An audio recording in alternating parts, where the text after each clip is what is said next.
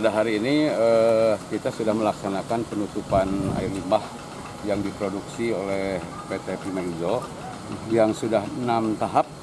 Gitu. Kami melaksanakan pemantauan, pengawasan, tidak hanya kabupaten tetapi didampingi oleh provinsi juga. Tapi baku mutu yang dihasilkan dalam produksinya tetap masih di atas. Jadi karena itu satu pelanggaran dan kami sudah mengeluarkan sanksi, sehingga sekarang kita menerapkan sanksi yang lebih berat lagi, yaitu penutupan untuk saluran air limbah. Berarti ini bukan sanksi yang pertama ya Pak? Kedua ya. Kedua, pertama ya. Kapan Pak? Bulan September ya. September 2019. September. Jangan baru sekarang aja gitu. Ya, ya. Pak, untuk wilayah dari pantauan Bapak sendiri udah berapa pabrik nih Pak yang melakukan itu? Ada beberapa perusahaan yang kita tindak dengan sanksi-sanksi yang berbeda tentunya. Gitu. Tapi itu merupakan bagian dari penegakan hukum. Berapa itu angkanya bisa disebutkan? 5 perusahaan dengan ini ada. Rata-rata tekstil? Enggak. Kertas ada. Kertas ada. Makan ada. Itu mungkin Bu Kadis bisa lebih detailnya Bu. Ya. Jadi sebenarnya ini implementasi daripada SK Gubernur mengenai Satgas Silamaya.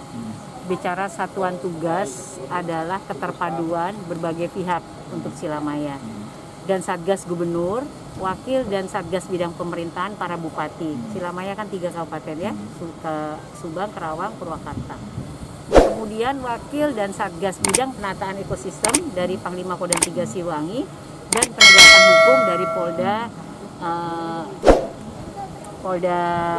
Jawa Barat. Oke, Polda Jawa Barat. Nah, jadi sebenarnya ini keterpaduan ini yang kita kolaborasikan untuk menegakkan hukum lingkungan yang terjadinya pelanggaran dilakukan pemrakarsa atau yang punya kegiatan usaha. Kabupaten yang mengeluarkan izin, beliau berhak terlebih dahulu untuk melakukan pengenaan sanksi. Sanksi administrasi mulai tertulis sampai dengan paksaan pemerintah berjenjang kita terapkan. Nah, kebetulan Purwakarta tidak mempunyai PPLH yang ada di provinsi, maka atas dasar surat yang diminta kami membantu. Pun di dalam kerangka tugas Satgas. Jadi kolaborasi ini sebenarnya ingin menyampaikan kepada pemrakarsa kegiatan atau pengusaha, cobalah taati peraturan di bidang lingkungan hidup. Izin lingkungan yang Anda terima sebagai syarat izin usaha, di belakangnya ada RPA tentang rencana kelola dan pantau. Semua limbah yang dihasilkan di dalam proses produksi apapun apa air, udara, B3 gitu ya, harus memenuhi ketentuan peraturan perundangan yang berlaku. Sebenarnya kami mempunyai upaya pembinaan sebelum penegakan hukum agar pengusaha sadar begitu ya. Tetapi sudah lebih dari 4 kali Pak Kadis menyampaikan dari hasil pemantauan tidak saja memenuhi baku mutu, maka pasal 80 Undang-Undang 32 2009 kita terapkan. Di antaranya menutup saluran air limbah. Sampai kapan ini ditutup?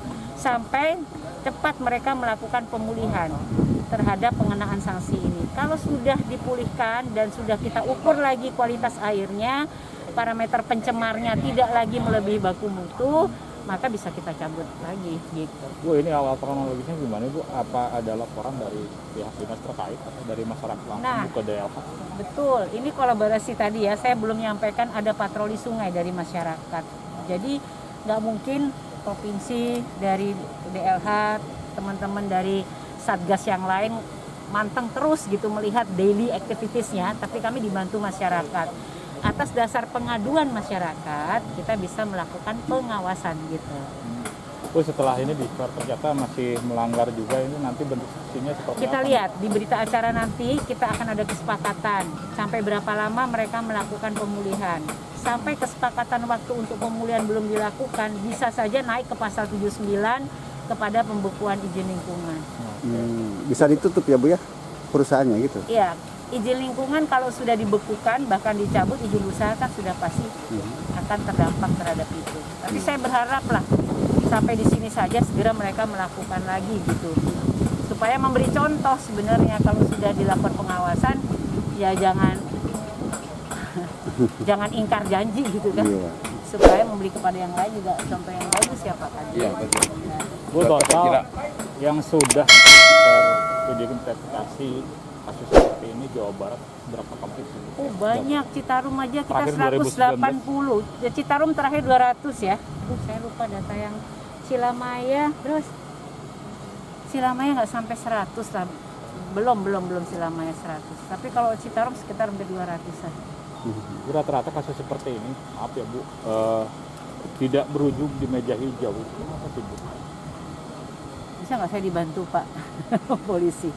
Jadi sebenarnya gini, undang-undang Apa ada usulan dari DEA? Undang-undang Ciptaker yang baru ya, PP 22 2021. Itu juga mengamanahkan semua coba selesaikan dengan sanksi administrasi paksaan pemerintah. Jangan sampai dulu pidana, ini Presiden mengatakan begitu. Apalagi dalam kondisi Covid, pemulihan ekonomi ini juga ingin kita kan masyarakat semua ingin pertumbuhan ekonominya bagus. Tetapi dari sisi lingkungan ya jangan merusak lingkungan karena resikonya terhadap lingkungan kalau lebih besar dengan dapat profit yang akan diperoleh itu nggak imbang begitu dalam jangka waktu yang cukup panjang. Jadi sebenarnya orang lingkungan harus bisa menyeimbangkan antara masyarakat yang memang membutuhkan ekonomi dengan kehidupan sosial dan lingkungannya tetap terjaga. Itu sih sebenarnya yang ingin kita berlakukan terhadap penaatan atau implementasi peraturan perundangan. Oke. Ini bentuk pengawasan ini Pak, setelah dicor nanti seperti apa nih Pak dari pihak keamanan setempat? Paling ini kita kerjasama dengan anggota yang di bawah, baik desa, kemudian ada kita Babin Kamtibas dan Babinsa untuk melakukan pengawasan. Jangan sampai sudah ditindak seperti ini, perusahaan bersikeras untuk membuang ke sesuai yang tadi kita lihat bersama, sehingga kita antisipasi dampak lingkungan tidak terjadi. Termasuk juga mungkin komplain dari masyarakat, warga masyarakat karena posisinya melewati persawahan segala macam. Gitu.